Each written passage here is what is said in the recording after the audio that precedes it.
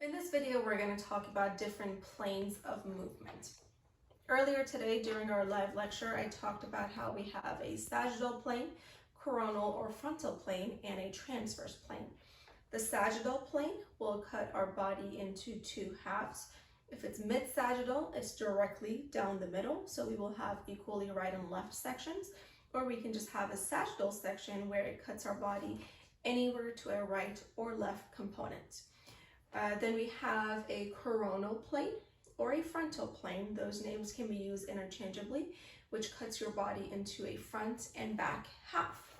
And lastly, we have the transverse plane, where it cuts your body into an upper and lower components. To each plane, there is an axis that's perpendicular to it. For example, if this is the sagittal or mid-sagittal plane cutting my body into the right and left components, there is a perpendicular axis to it. Now that axis can be called the coronal or frontal axis. Pay attention to the terminology I'm using, because in some instances we're calling it a plane, in others we're calling it an axis. Going back to my sagittal or mid-sagittal plane, the perpendicular line or axis is frontal or coronal, right? Now going back to the orthogonal hands, that same axis can also be referenced as the x-axis. What movements happen within this plane? It would be flexion and extension movements happening within that plane.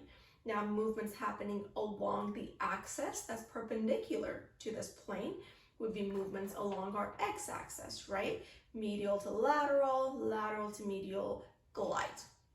Moving on, let's talk about our frontal or coronal plane. If this is the frontal plane or coronal plane cutting my body into a front and back component, the plane that will be perpendicular to it, such as this pencil is showing you, will be the sagittal plane, right? Movements that happen within this plane would be things like lateral flexion, things like abduction, adduction, and movements that happen along the axis to that plane would be movements along our z-axis, in this case my index finger, so movements towards the camera and back away from the camera. Lastly, we have the transverse plane, which will cut my body into an upper and lower component. The axis that's perpendicular to it would be the vertical axis. All axial rotations happen within the transverse plane around the vertical axis, with one exception to the rule, and that is scapular rotation.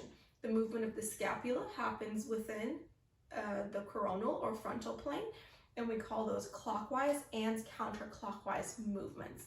The axis, the vertical axis that's to our transverse plane, will also have movements such as superior or inferior glide that happen along that axis, which is our y-axis.